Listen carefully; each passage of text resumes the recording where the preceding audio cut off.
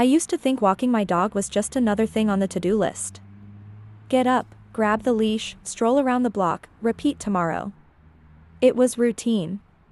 Mechanical. Almost boring. But then something changed. I started noticing that I felt calmer afterward. My thoughts slowed down. I smiled more. And when I skipped it, I felt it. Like something inside me hadn't reset. That's when I started digging into the science of walking dog brain benefits. And what I discovered blew my mind. You see, when you walk your dog, your brain isn't just along for the ride.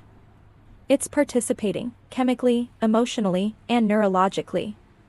Researchers have found that dog walking triggers the release of neurotransmitters like dopamine and serotonin, the same chemicals associated with happiness, motivation, and calmness. But it's not just the walk. It's the presence of your dog that amplifies these effects. The rhythm of your steps, the fresh air, your dog's tail swaying, it creates a loop between your body and brain. It becomes a moving meditation. And that's where the real mental health shift begins. Let's talk about what's actually happening inside your head. When you walk your dog, several powerful neurological responses get activated. First, your cortisol levels begin to drop. That's the hormone linked to stress. At the same time, your prefrontal cortex, the part of your brain responsible for decision-making and emotional regulation, lights up. But here's the kicker, unlike solo walks, walking with a dog creates social-emotional resonance. Your brain doesn't just perceive motion, it perceives connection. The presence of your dog sends calming signals to your nervous system. It feels safe, familiar, predictable. That is why it is called co-regulation. Your dog helps you regulate your own nervous system. Neuroscientists call this phenomenon social buffering. It's been proven that humans who engage in consistent dog walking show lower rates of depression, better focus, and increased emotional resilience. In essence, dog walking is neurotherapy in disguise. And the best part? It doesn't feel like therapy. It just feels like walking your best friend. One of the most underrated aspects of dog walking is the routine. We often underestimate how healing repetition can be, especially for the brain. Dogs are creatures of habit. They want to walk at the same time. They wait by the door. They stare at the leash like it's sacred. And without realizing it, you begin to build neural patterns of consistency. You wake up, get dressed, step outside. Your brain starts associating that time of day with forward motion. And slowly, walking your dog becomes a psychological anchor, a habit loop that reduces decision fatigue and anchors your day. This has enormous impact on mental health. Especially if you struggle with anxiety, depression, or intrusive thoughts. The act of repeating a calming routine with your dog each day creates neural reinforcement. Your brain learns to expect peace. And that expectation becomes reality.